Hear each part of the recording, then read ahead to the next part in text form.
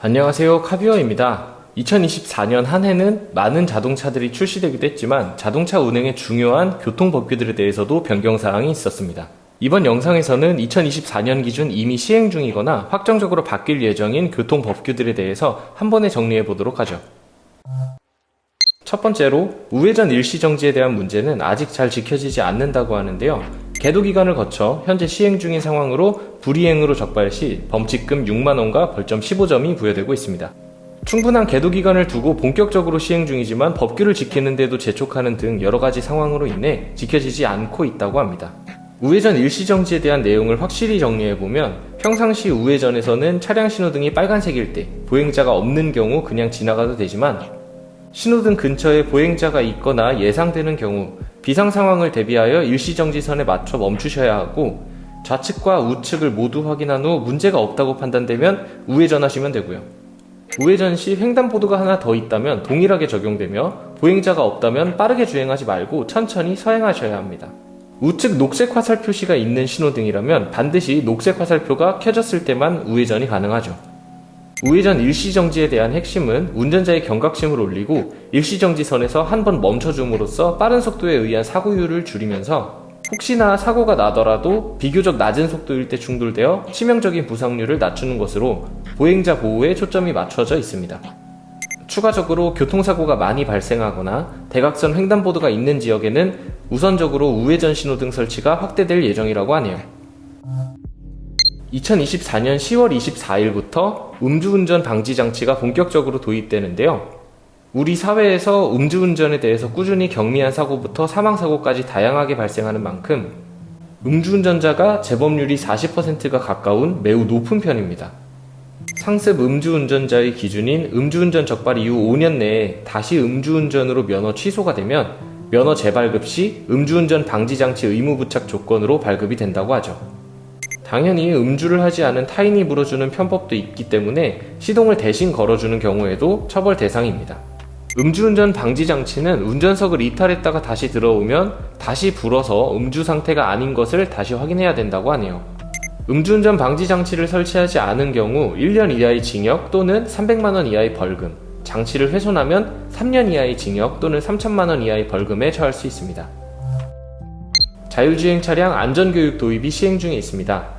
전기차 시대가 도래하면서 내연기관 차량에서도 자율주행 기술을 갖춘 차량들이 많이 늘어났는데요.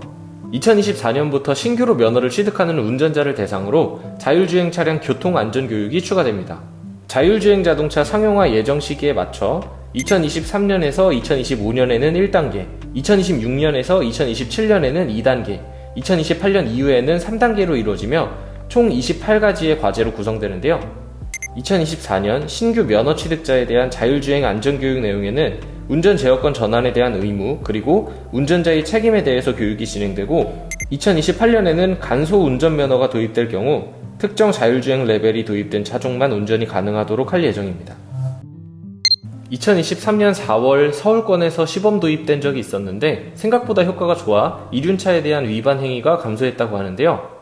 이번 연도 3월부터 무인 단속 지역을 늘려간다고 합니다. 생각보다 많은 분들이 단속 카메라 근처에서는 속도를 줄이고 단속 카메라를 지나고 난 후에는 속도를 올리는 경우가 많았는데 카메라를 지난 후 최대 30m까지 식별이 가능해져 속도 위반 단속의 효과를 기대한다고 합니다. 하지만 30m까지 식별이 가능하다는 점을 활용해서 30m 이후 과속에 대해서도 적절한 조치가 필요할 것으로 보이네요. 2024년 1월 1일부로 어린이 통학버스와 택배 화물차로 경유 엔진을 사용할 수 없습니다.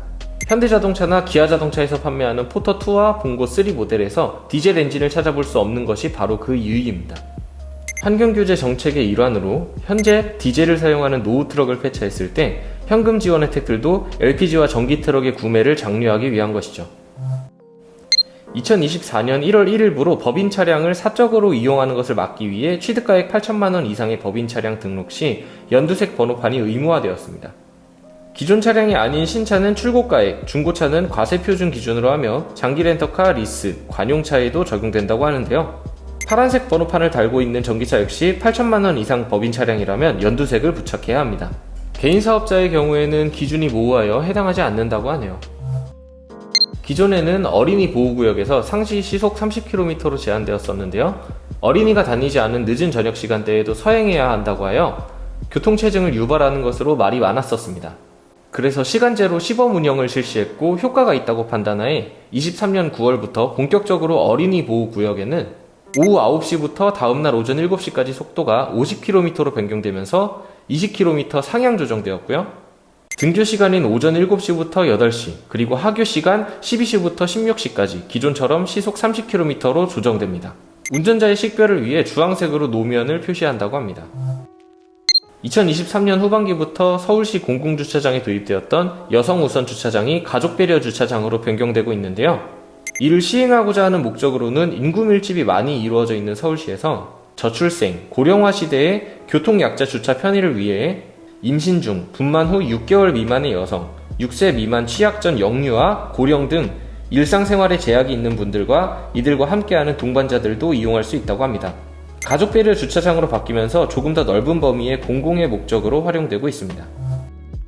2024년 10월 20일부터는 일종 운전면허에도 자동운전면허가 추가됩니다. 기존의 일종 운전면허는 수동, 2종은 자동과 수동으로 나뉘었는데 1종에서는 수동이 강제되었는데요. 본래 일종 자동면허는 지체 또는 뇌병변 장애인 한정으로만 취득이 가능했으나 일반인에게도 취득이 가능하도록 개방되는 것입니다. 수동 변속기를 사용하는 차량의 특성상 클러치로 동력을 끊어주고 넣어주어야 하는데 초보 운전자분들이 가장 당황하는 클러치 실수로 인한 시동이 꺼지는 현상으로 탈락하는 경우가 많았고, 일종에서도 자동 변속기 조건부 운전면허가 가능해지면 자동 변속기를 통해 시동 꺼짐에 대한 불안감 없이도 이제는 화물차에도 자동 변속기가 보편화되면서 자동 변속기 차량으로 일종 보통 면허 취득이 가능해졌고, 2종 자동운전 면허 보유자가 7년 무사고를 유지하면 시험을 따로 보지 않고 1종 자동운전 면허로 갱신할 수 있게 되었습니다. 1종 자동 변속기 면허가 취득되면 자동 변속기가 탑재된 승용차, 15인승 이하 승합차, 12톤 미만 화물차, 10톤 미만 특수차, 3톤 미만 건설기계를 운전할 수 있게 된다고 하네요. 2024년 12월 1일부터 7인승 이상 승용차에만 적용되었던 차량용 소화기 의무 배치가 5인승 승용차로 확대된다고 합니다. 5인승에 해당하는 경차도 똑같이 배치해야 하죠. 소화기 배치는 운전석에서 바로 닿는 거리에 비치해야 하는데요. 보통은 운전석 시트 아래쪽에 비치하게 됩니다. 특히 전기차가 많이 보급된 상황에서 잘 꺼지지 않는 전기차의 특성상 화재 발생 시 초기 진압이 굉장히 중요하며 자신의 재산은 물론 타인의 재산까지 훼손할 수 있어 초기 진압을 위해 의무화되었다고 할 수 있습니다. 차량용 소화기는 일반 소화기와 다르게 흔들리는 진동에서도 사용하는 데 문제가 없어야 하기 때문에 파손과 변형에도 비교적 안전하다고 하네요. 혹시나 자신의 차량에 화재가 나더라도 비치된 소화기를 신속하게 꺼내 초기 진압을 할 수 있고, 타인의 차량에 화재가 발생해도 신속하게 소화기를 사용해 추가적인 재산 손실과 생명과 안전을 지킬 수 있는 기반을 마련하게 되었네요. 이번 영상에서는 2024년도 기준 이미 도입된 교통법규 관련 내용과 향후 적용이 예정되어 있는 교통법규까지 다뤄보았습니다. 바뀌어진 도로교통 내용에 대해 여러분들은 어떻게 생각하시나요? 여러분의 의견을 댓글로 남겨주세요. 오늘 영상 마쳐보도록 하겠습니다. 지금까지 카비어였습니다. 오늘도 시청해주셔서 감사합니다.